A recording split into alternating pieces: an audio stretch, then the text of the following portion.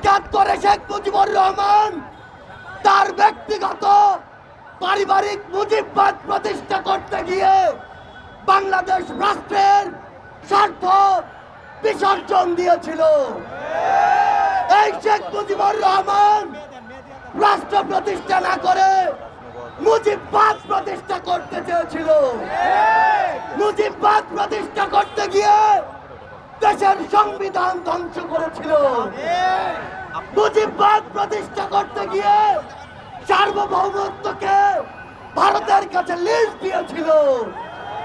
মুজিববাদ প্রতিষ্ঠা করতে গিয়ে বিগত 16 বছরে খুনি হাসিনা বাংলাদেশের নাগরিকদের হয় দালাল বানিয়েছে না হয় দাস বানিয়েছে।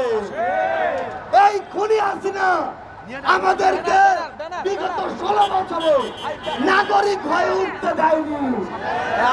24-এর ছাত্র জনতার অভ্যুত্থানের পরে, এত রক্তের পরে, জীবনের পরে আমাদের সুযোগ হয়েছে নাগরিক হয়ে ওঠার। বাংলাদেশের ছাত্র জনতা আমরা ঐক্যবদ্ধভাবে নাগরিক হয়ে উঠবো তো? আমরা ঐক্যবদ্ধভাবে এই রাষ্ট্র বিনির্মাণ করব তো?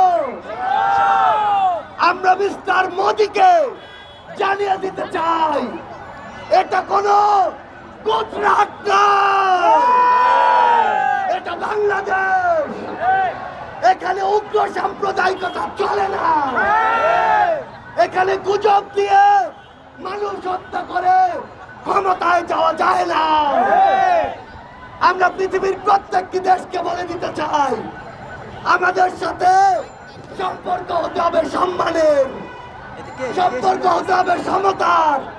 কেউ যদি শোষণের দৃষ্টিতে আমাদের দিকে তাকায়, আমরা সেই চোখ উপড়ে ফেলব।